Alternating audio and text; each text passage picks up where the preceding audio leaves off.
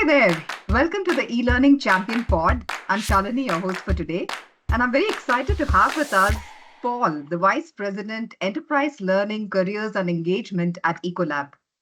Paul is an innovative leader with a proven ability to implement and enhance learning outcomes to help businesses achieve superior outcomes. He loves to help others improve business results by applying proven methodologies and tools. Paul is a talented speaker and trainer, and he's self motivated and has a strong ability to assume multiple responsibilities and remain productive within a very fast paced business environment. And Paul's specialities include program project management, learning and curriculum development, change management, Lean Six Sigma, and team facilitation and development. So, a very warm welcome to you, Paul. Thanks, Shalini. Good to be here. Excited to chat a little bit about the future of learning and development. Yeah, so let me dive right in. So, Paul, in today's rapidly evolving training landscape, what challenges do you anticipate in implementing learning and development programs? And subsequently, how do you overcome them? Yeah, well, I'll start with the fact that we're already facing them, and we'll continue to face them as things just keep moving and changing so quickly. It's really important for us to stay on top of changes and make sure that we're thinking about where we're headed. But I'll start with I really have kind of three thoughts here. Number one, I kind of think of it as future proofing what we're providing. So as we're providing knowledge, skills to our associates day in, day out, I think one of the things that we'll have to, a big challenge that we have to think about is whatever it is they're learning today will not be useful in a pretty short period of time. Is how do we make sure that learners can not only sustain the knowledge that they gained, but how do we prepare them to learn the next thing that's coming? How do we keep thinking about how to prepare them for what's coming down the road? And it's more about learning how to learn, and so that when the next thing comes along, they can pick that up. So I think that's a big challenge. Um, Right. Talking very practically, my second challenge, and I think we'll talk about this in a bit later on, as well as this idea of balancing in person versus virtual events, and really when do we decide to do one versus the other is a big challenge. It still is. It will continue to be. And then when and how do we go hybrid? And when I mean hybrid, I mean truly how do we provide an experience so that some people are in a room somewhere together, some people are virtual, and they're all having the same experience, you know, Right. and so we just don't have the technology to do that effectively today. I know that some companies are trying it, but they're spending a lot of money, and I would still argue that the experience is not the same for the people that are virtual versus the people that are in person, and Right. so to me that's a big challenge. Um, and then the third challenge, we talk a lot about how development is 70-20-10, and at Ecolab, I know a lot of companies use this model, which is 70% experience, 20% mentoring and coaching, 10% kind of classroom. But Right. I think the big challenge is how do we stitch these experiences, coaching, and classroom time together, and make, when we're doing a lot of this, making programs or journeys or experiences that really help the learner learn, and moving from training to real learning and development, which is all about putting all this together in an experience. So I think that's a big challenge, and one thing that Right. we're thinking a lot about is how do we make that come to life. Right. Yeah, I think you've nailed most of the key challenges that organizations are facing globally. Hmm. And I couldn't help but, think about the hybrid model because, when the pandemic started, we were all forced to be virtual. And Yeah, that kind of worked because, we scrambled around, we hit the yeah, ground running. And I think Ecolab, you had kickstarted a project which was a huge success in the VILT space. Yep. And then when things started getting hybrid, I think that's when the real challenges came in. Agree. Agree. Yeah, so and yeah, I can see why there's no really very satisfactory solution yet. Right. Uh, but yeah, and For true but hybrid. that's For true hybrid, right? I mean, true like, hybrid, exactly. right, where we're all having the same experience. I've Right. it's invariably the people in the room are, wondering about the people online, and the people online are like, hey, I'm here, and it's a Yeah, challenge, right? It's yeah, absolutely, absolutely. Uh, and also with this leveraging the 70-20-10 model. Yeah, yeah, I think that's something because, in any robust ecosystem, it's not enough just to focus on the 10% of formal training that's happening, but yep, how to kind of make it cohesive and, drive people from one to the other and bring back the learnings from one into the other modality, so to speak. yeah. So that's something I think a lot is changing there, thanks to technology and what it enables in terms of social learning, alongside asynchronous, self-paced learning, and so on. But yes, I think that's a key area of focus for a lot of L&D managers too in the coming days. Yeah, and well, I'll add on to that a little bit, just keep the conversation going in this line, because it made me think of how another challenge is scalability and customization. And one of the things that we think about quite really very often is, how do we do both? How can we scale and customize at the same time? Can we build Right. solutions that feel like they're personalized for every associate, but do it in a way that is going to give us efficiency, and we're able to do it for 48,000 people at the same time? Becomes a really big challenge, but one that we are tackling. We're trying to figure out how to do it, and we're coming up with some solutions about how to do that. But it's an ongoing, meaningful challenge. Is how do we scale and customize at the same time? Right, right. Yeah, thank Yeah. you for sharing a little bit about the challenges. So, what are your best practices, for meeting some of these challenges at least, to whatever Well, degree? yeah, I think it's going to be different for every company. One of the things that we're doing, we are building customizable learning programs, that creates some complexity to put it all together. Mhm. But that's one thing that we're doing, is we're taking our programs that are built for the masses and saying, okay, we're going to customize it for this audience, or we're going to allow our a certain audience to customize it for their teams because they know their teams best.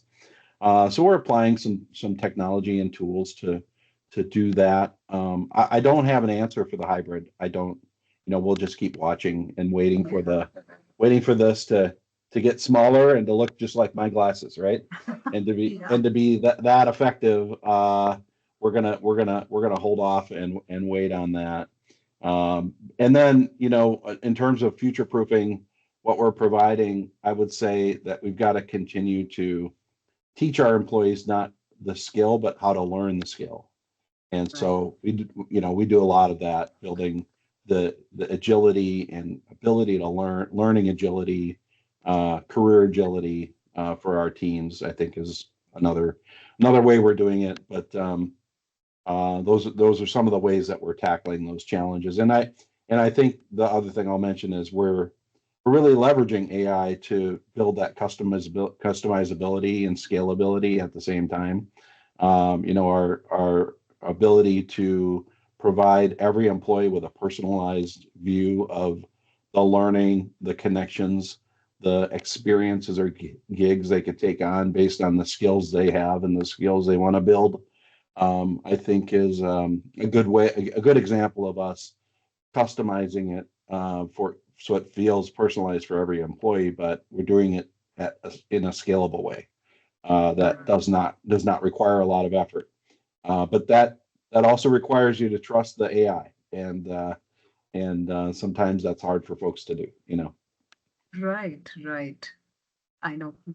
While, manually creating learning paths was a logistical nightmare. Now Yeah, it's more of, cross-checking to make sure that AI has got it right. that's The right. That's human right. handling the AI plays a really key role.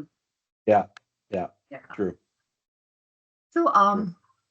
I'm coming to my next question, Paul. Can you share something about the importance of aligning learning and development initiatives with organizational goals and priorities? I believe that's also one of your fortes. You know, Well, I'd say there's nothing more critical. I mean, if your learning and development initiatives are not serving the goals of the organization and the priorities of the organization, I mean directly, they will not be around for long. And and right, and the only reason I'm I mean we're results driven organization, and so I'm in my role because I do it, and so I'd say that it's really critical to just make sure that your programs are centered not around learning the topic but around achieving the business objectives, and changing the behavior so that you can grow your team and grow the business. So, we have a program we talked about before called Manager Essentials. We've had it at Ecolab for several years, but it's around because we have to constantly work to make sure that it's meeting the needs of the business, and we adjust our content on a regular basis. We just went through a refresh because we've created a new leadership model to help the business grow and drive the right kind of behaviors. And so, we had to really kind of overhaul and update our Manager Essentials program, and it's really critical to do that because if you're not really kind of leveraging it to help the business achieve their objectives and their priorities, then it people will not attend. Like you just won't get the energy, the drive around it, and so that's an example. Another program we have called Growth Leader, and I'd say this: most of our programs are leader led. So we actually have our leaders come in and facilitate, and so it's a good way to make sure that you are meeting the needs of the business because right, they won't show up if you're not talking about what the business needs. So. right. So, Paul, do you have any suggestions or guidance for L&D managers who want to really make sure that they've got this alignment right? Where do they begin? Is there anything you can Well, share? I'd say they begin with the business imperatives. They go back and have it, just do an exercise where you're mapping business objectives to learning objectives, and learning objectives to the content that you're providing, and show the business case, and make that connection and communicate it clearly. The other thing I would sorry. The other thing I would encourage all learning leaders to do is uh, e- keep working on measuring the impact of what it is you're providing. If you can't measure the impact of what you're providing in ways that the business can understand and really align to, um, then you're not going to get anywhere. So we've done that in small and large ways. We've connected some of our programs to actual business growth for our sales professionals. We've Mhm. connected some of our programs to behavior change, to engagement scores, and really shown the impact that they can have. And when you do that, you're speaking the language of the business, and they'll listen and go along with you, and do what you need them to do. But Right, if you're not measuring the impact, if you're not making the clear connection, and you have to communicate often, and continue to talk about how what you're doing meets the needs of the business. right, right. Yeah, So I think getting these metrics in place is key. The KPIs, the metrics. totally agree. Totally agree. I mean, it's hard to do. Nobody's saying it's easy, but it Right. really does make it makes an impact, and gives you the ability to the leeway to provide the people with the time to learn. Right. Um, so, Paul, can you share? I know you've already shared a couple of examples, but what has been your most satisfying example of an innovative approach towards learning and development initiatives, along with the results that you achieved? Yeah. Well, I'll get deeper into this growth leader example. I think that's a big one. It's Mhm. for our high potential early executives, and so it's a very small. We have 4 cohorts a year, about 120 people come through that course each year, and it's not only was not only led by or designed with the business in mind. It was built based on feedback from leaders, and it's again leader led. We have executives come in, talk to the associates. We have time with the CEO.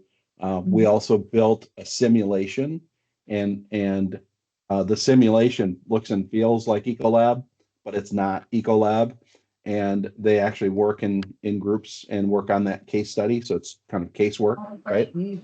Yeah, it's really a helpful way for them to practice and talk about some of these concepts and skills and ideas in a way that's safe, and but also feels very very real to them. So that's helpful. And then as part of this experience, they bring their own business challenge and they solve it through the life of the cohort. And so we see real examples every cohort of people solving problems, facing challenges, growing the business based on their experience in that program, and it really is satisfying to see. But also, that you've done the right design work when people are coming out of it with that kind of an experience and having that big of an impact on the business. So it really is was an innovative and great way for us to continue to support and drive growth in the business, develop our leaders, and have an immediate impact.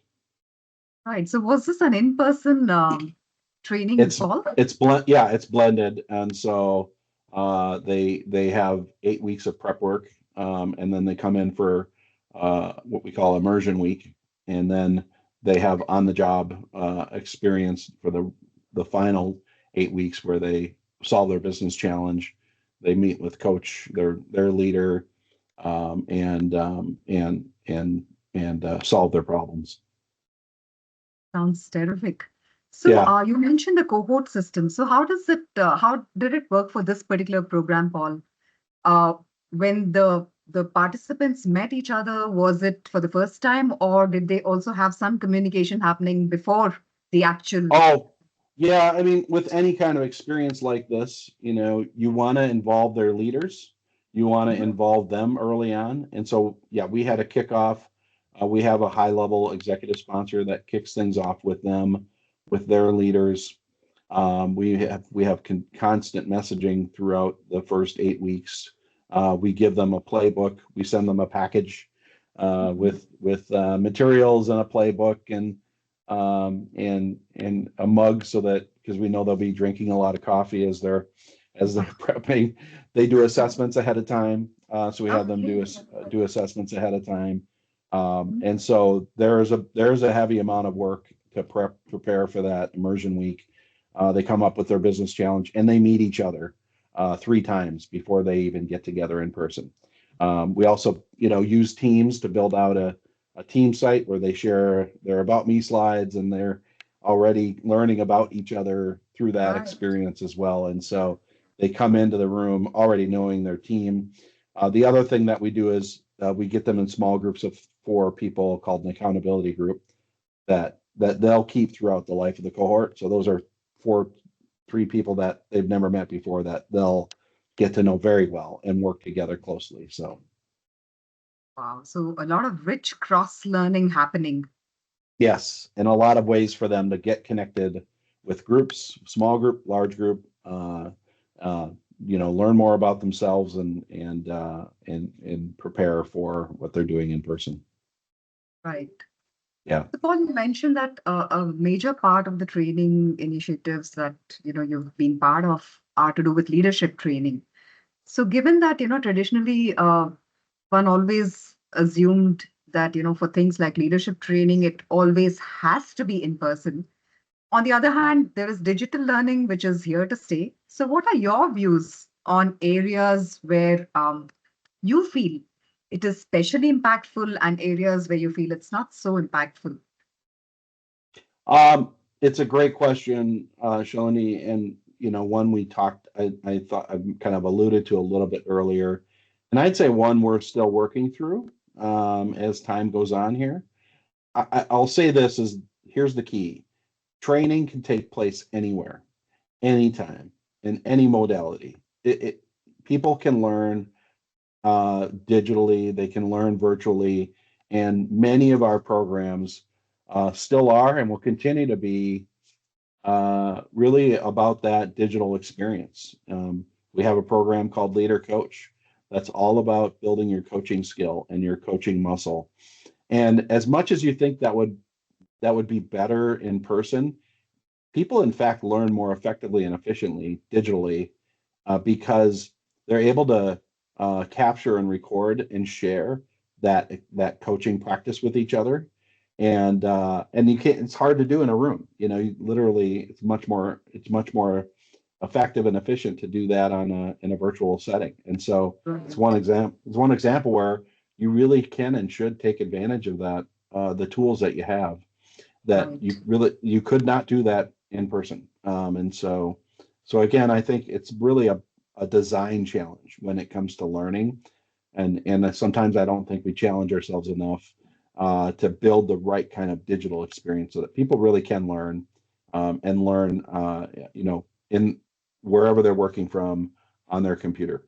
Now, that all being said, a lot of our learning and development programs are about a lot more than training, right? I mean, it's about bringing people together, practicing skills that you would have to practice in person, um, meeting leaders, right? Like networking with each other, having that time where you're just enjoying each other's company, having a meal with others, breaking bread together, Right. in those casual conversations that happen in breaks, those connections that are made that you would not be able to make in a virtual setting. Those are Right. all great reasons to bring people together. But none of that is about learning a new concept. None of that's about creating a new skill in yourself.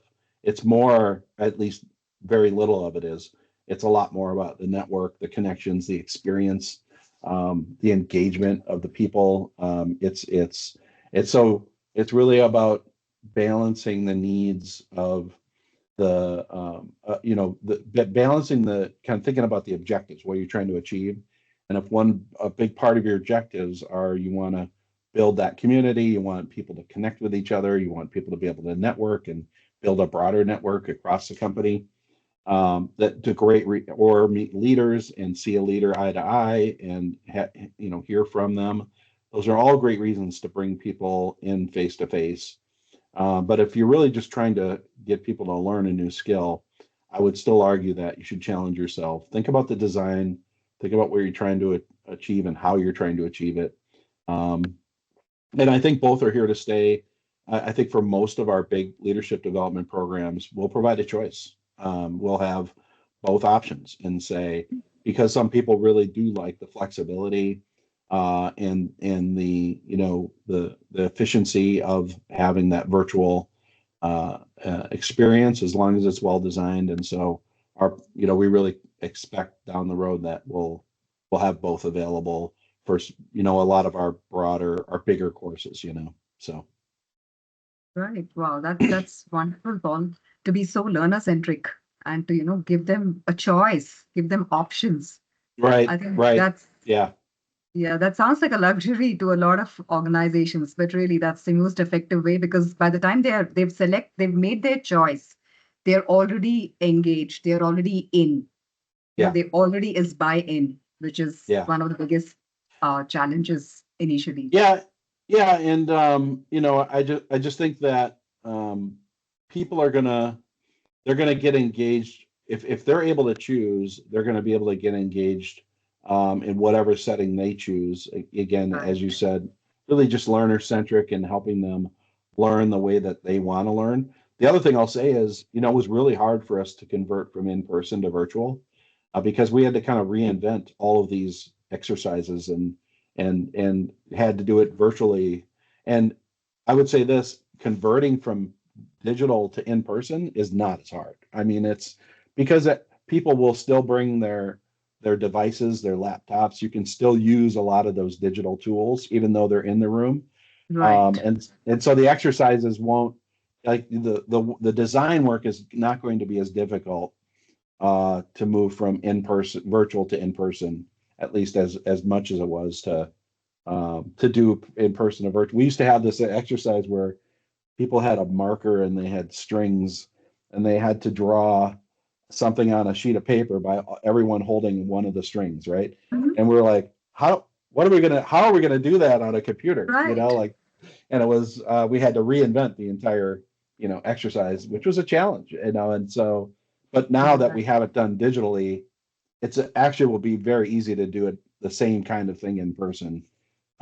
So I just think that it's going to be an easier move, and we'll want to provide that option so people can say, yeah, I want to come in, or Right. nope, I want to do it at home. I've got a lot of kids, or I can't leave. I can only do 3-4 hours at a time, or 90 minutes at a time, and so I'm not gonna come in.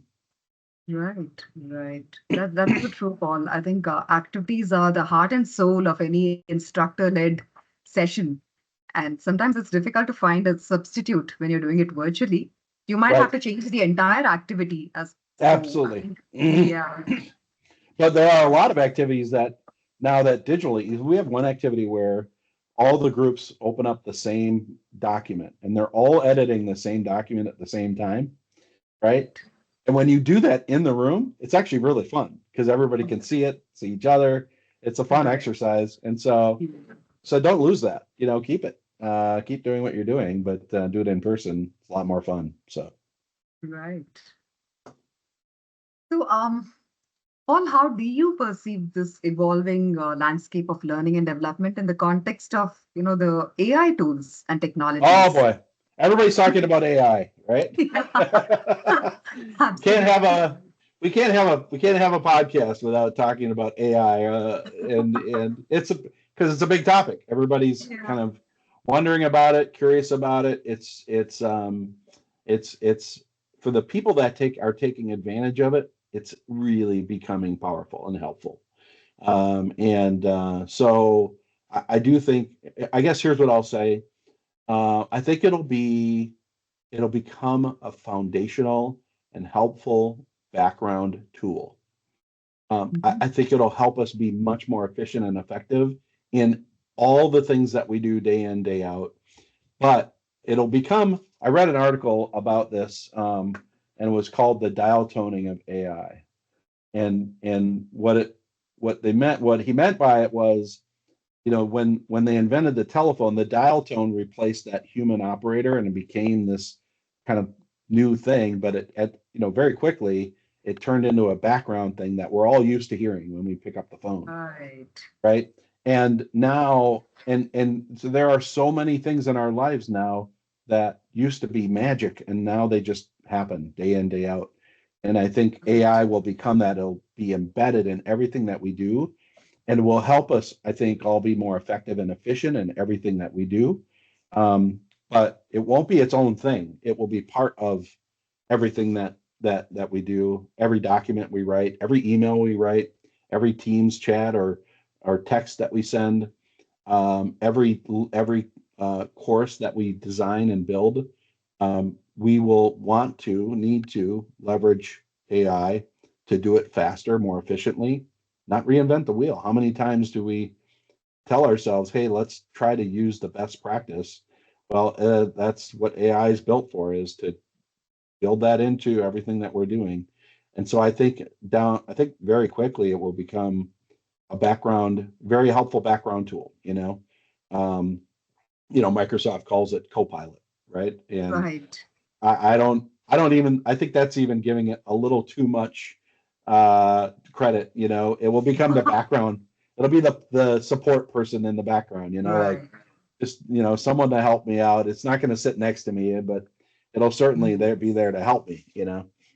It's still not So taking yeah. decisions, you Yeah, know. right. No, you have to take all the right decisions. You have to take it and work with it to make it work for you. But yeah, and so it's built into, like I mentioned, Office.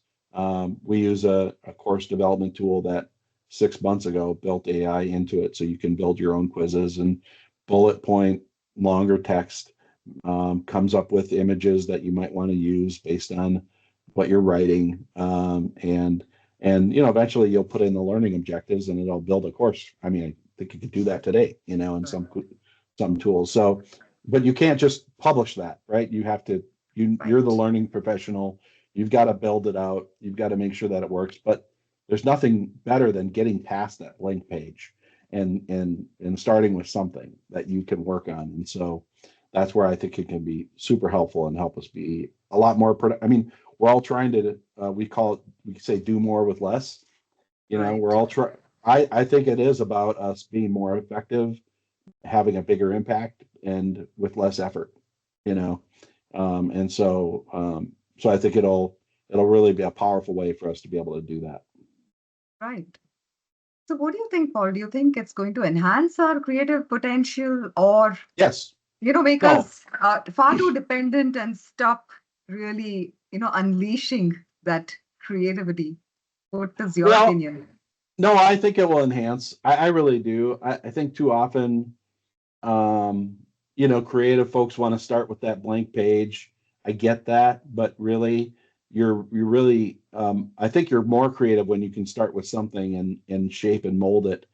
Right. Um, and and and so, yeah, I guess I'm sure people will say, no, it's gonna make everything sound the same, and we're all gonna start with the same three bullets, but I would argue that it will help us get out of the mundane, uh, day-to-day grind work and help us spend more time on higher order thinking, higher order work, higher order creativity, and so yeah, I think it will be one of those things that just helps us be a lot more have a lot more fun and be more effective and be more creative. Right. And I think you mentioned one of the challenges being how do we scale up? I think that's a great uh, Yeah, place where we can really leverage AI to get more with less. totally So, agree. Totally agree. It's a scaling powerhouse for sure. so, do you have any advice or recommendations, Paul, to share with our L&D community, our listeners who are listening today on, what they could do to stay Well, cutting that edge? well, I'd say don't shy away from AI. Keep learning about it. Leverage the tools that you can, given the environment you're in. Some companies are more or less restrictive with that, but do everything you can to keep learning new tools, playing with new things, trying new concepts and ideas. Um, keep learning. You're a learning professional. Keep learning yourself. Keep learning about how to do this more effectively and efficiently, and you'll be successful. And the other thing is you got to balance that with making sure that you're achieving the business objectives, that you're Right. aligned with what the business needs you to do. And so it's really tying those needs together with all the new things that you're learning to drive business growth, behavior change, and more effective, employees that can really thrive. Right. Yeah, thank you so much, Paul, for those very useful insights and best practices and the examples that you shared. Um, Sure. and for our listeners here today, I'm very excited to announce that Paul is going to be one of our speakers at our annual community of practice event called Learn Flux. So, Paul, have you kind of decided on what you would like to share with our community, or is that still something in? I'd say still in development, but I think I'm really leaning towards, how do we build that? To me, it is that scale and personalization. How do we find the right kind of mix and the right kind of approach to to customize at scale? And to Right. me, that feels like a really meaningful, meaty topic, something I'd love to have, more conversation about. So to me, that feels like a good topic, but still in development. I'd love to hear Yeah. ideas from others too. So This topic sounds fantastic, Paul, and it's something very close to our heart because, yeah, as you know, rapid and custom digital yeah, solutions are what we are all about at Comlab India. So, yeah. really looking forward to those discussions and hearing what you and the rest have to share. That sounds So, great. yeah. So, thank you once again, Paul, for graciously accepting our invite and giving us Yep. your time and your insights. And thank you, listeners. Do continue to tune in to our e-learning champion pod. Thank you once again. All right. Thanks, Shalene. Thanks, everybody. Thank you, Paul.